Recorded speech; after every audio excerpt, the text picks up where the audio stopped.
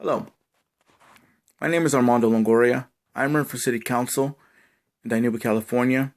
This is what I call my truth video. Very hard for me to do, but I'm doing this for my family and mainly for myself.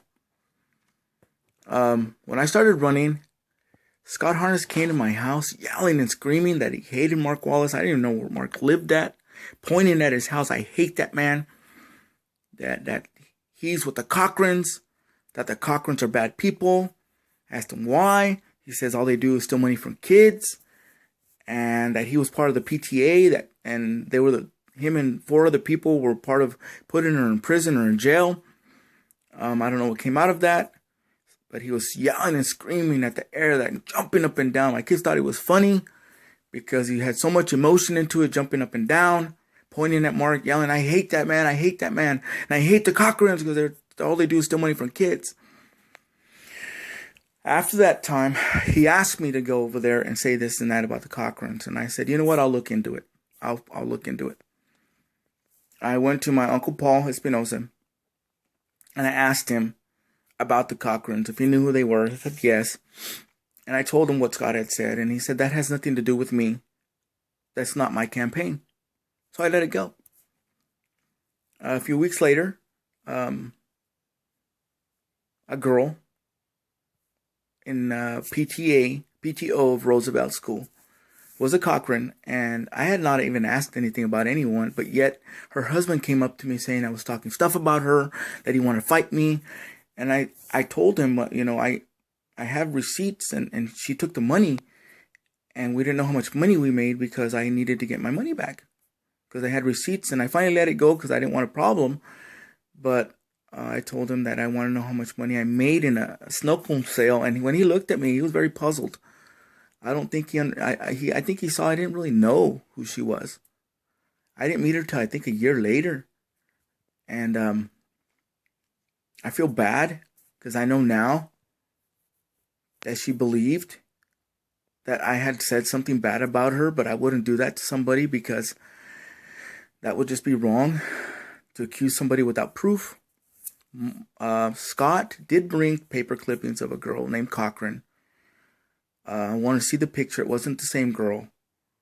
I told him it wasn't her. He said, yeah, but that I should say stuff about her because she's a Cochran and she's probably going to steal money from there. And I was like, I have no idea how she ever thought that I would have said something like that. And I apologized to her if she ever thought that I called her something bad. It was not me. I know her husband was very angry. I would be very angry at a person that did that to my wife also. So I understand, but it was not me. But it's funny that he was accusing the Cochran girl and bringing pictures. He brought 3 people to my house to acknowledge that they had did this, and they put her in jail, him and the other people, and they were responsible for her, and that Mark bailed her out and stuff. And that was their thing, their trip, and I didn't want anything to do with it. I told him I would look into it, which I did. And like I told you, my uncle told me to let it go, and I did. The next part of my truth video is towards Mark Wallace. I say it very clear. If Mark, Mark, I would ask him not to go to the right, not to go to the left. You must stay straight in your path, in your answer. May God be so severe to you as you were to me and my family if you are to lie again. And take everything you love the most first. After a debate, Mark Wallace came up to my family, and he told me that he wasn't going to run again the next time, and that he promised me a seat. And I asked him if he was serious. He said, yes, I would like you to have it. And by that time, he said, you should be ready. And I said, okay.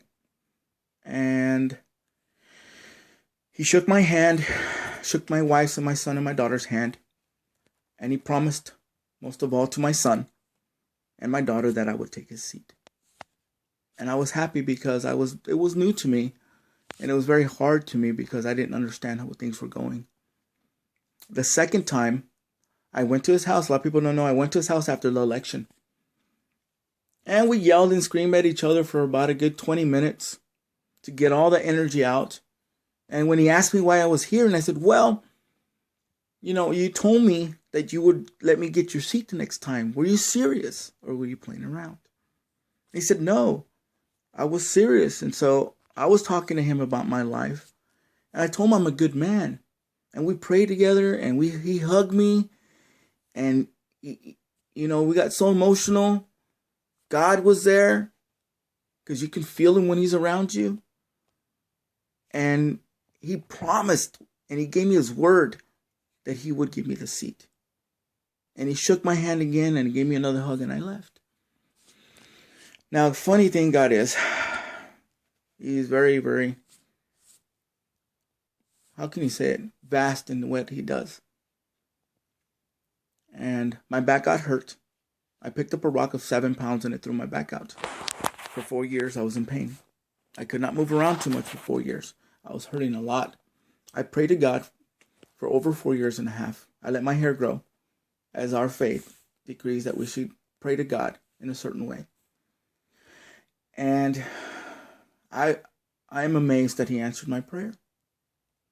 Who am I for God to pay attention to me? I felt bad because there was times that I questioned my faith. I questioned myself if I was a good enough person for God to hear me.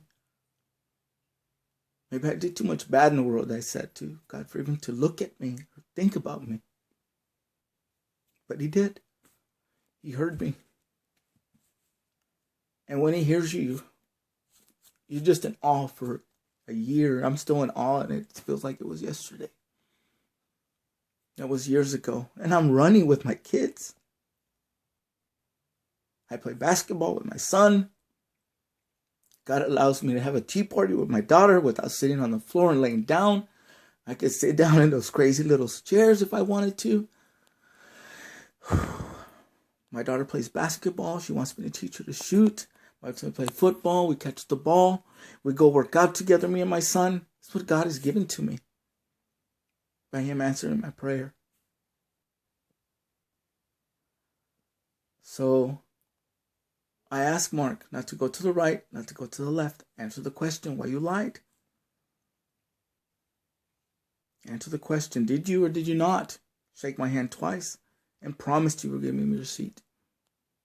Remember, I give you the warning, may God be so severe to you, like you were to me. And take what you love the most first. And you cannot give it back. You cannot give it back.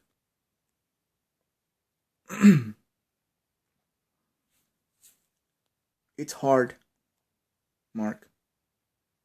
Because remember, I was in your office. I went and I asked for your endorsement like you promised. And you said no, that you gave it to Scott. And how could you do that? And I said, you gave me your word. And then when I told you that I couldn't believe you were a man like that, you got mad. And when you're mad, you say the truth. And remember, you said you hated me and you never forgive me for not asking you to run against you. That us, meaning Hispanics, never asked permission to do nothing, you said. All the people in Dinuba Downs, you can try to get their votes, you told me. They're naive. They're like my little sheep, and I'm the lead sheep, and they'll do whatever I tell them to do. Do you remember that? I do. They said they're very, very naive. They'll do exactly, no matter what, they'll do exactly what you say to do. I said, okay, if that's the way you want it. But you remember, you promised. You made a promise, and we prayed that day, and you hugged me. God was there, and I was there. And your wife was there too, but I believe she went inside. I can't remember the truth of. I cannot say a lie and say, you know what, she was there standing when we were talking about this. I remember I did talk with her for a while, and she was very angry at me. And I did tell Mark I was going to go to your house, Miss Wallace, on a certain day, but he told me no, he would take care of you. That's why I've never gone. He told me it was fine, that he had talked to you and you let it go. So it's all right. I promised I would go there. If you call me and go, I would go there. Take my wife and my kids and I'll go there. And I'll apologize to your sons like you asked me to. But I did not try not to do it. Mark told me not to go. Because he said he had talked to you about it. Now, I believe I'm a good man. I believe in God. I believe in my city and I believe in my family. And I think that I'm a good person for this seat. I don't say this stuff to be mean And I'm not doing a slander campaign. The truth is not slander. The truth is not an ugly campaign. I'm just saying the truth because I told my kids I would do this. I told my wife I would do this. And because I said it, I must do it. I do not lie to my kids. I would rather die than lie to my children and my wife, who I love the most out of the whole world.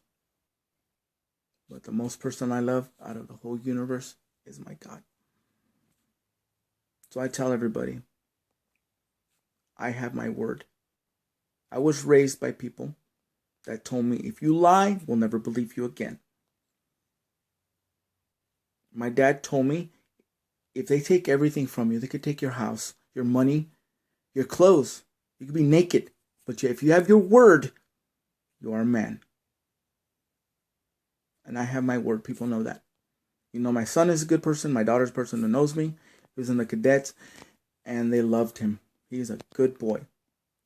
My daughter plays sports. And they love her because she's very enthusiastic. And she loves telling people to play hard with enthusiasm. My wife is brilliant. God gave me the perfect person for me. Ain't that awesome? So, thank you for watching. If you watch my truth video. If you have any questions, please look me up on Facebook. It's open to everybody. I don't hide anything. Ask me any question you'd like. Well, have a good night. Bye-bye.